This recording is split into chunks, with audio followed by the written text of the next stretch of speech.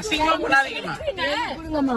தள்ளுங்க ஏமா விடுங்கம்மா. எப்பா குடுக்கறாங்க வந்திருக்கோம். யூடியூபர் இர்ஃபான் ரமலான் பண்டிகை அன்று ஏழைகளுக்கு உணவு, உடை உள்ளிட்டவற்றை வழங்கினார். தனது மனைவியுடன் காரில் சென்று உதவிகளை வழங்கிய இர்ஃபான் அதனை வீடியோவாக தனது யூடியூப் சேனலில் வெளியிட்டார். அந்த வீடியோ தற்போது சமூக ஊடகங்களில் சர்ச்சையை ஏற்படுத்தி உள்ளது. நீங்க என்ன ஏதோ எக்ஸ்ட்ரா டயலாக்லாம் என்னமோ சொல்லிட்டு இருக்கீங்க?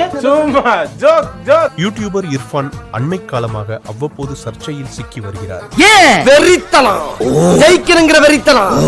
கார் மோதி விபத்து, வெளிநாட்டிற்கு சென்று தனது குழந்தையின் பாலினத்தை தெரிந்து காண்டு சமூக வலைதளத்தில் வெளியிட்டது. மனைவியின் தொப்புள் கொடியை வெட்டி அதனை வீடியோவாக சமூக வலைதளங்களில் வெளியிட்டது என அடுத்தடுத்து சர்ச்சையில் சிக்கி வந்தார் யூடியூபர் இர்ஃபான். இர்ஃபான் தனது மனைவியுடன் காரில் சென்று ஏழைகளை சந்தித்து உதவி பொருட்களை வழங்கிக் கொண்டிருந்தார். இந்த வீடியோவை பார்த்த நெட்டிசன்கள் பலர் யூடியூபர் இர்ஃபானை கடுமையாக விமர்சித்து வருகிறார்கள். விஜய் பார்வதி இது பற்றி விமர்சித்து வெளியிட்டுள்ள வீடியோவில் சமூக வலைதளங்களில் கடும் எதிர்ப்பை பெற்றது. பிரபலங்களும் இர்ஃபானை கடுமையாக விமர்சித்து வருகின்றனர். எங்க சேனலை சப்ஸ்கிரைப் பண்ணி ஃபாலோ பண்ணுங்க மக்களே. இவர் பெரிய ஜமீன் பரம்பரை. அப்படியே காருக்குள்ள உட்காந்துக்கிட்டே தான் இல்லாத மக்களுக்கு சேவை பண்ணுவாரு. நாடு நாசமா போக வாழ்த்துக்கள்.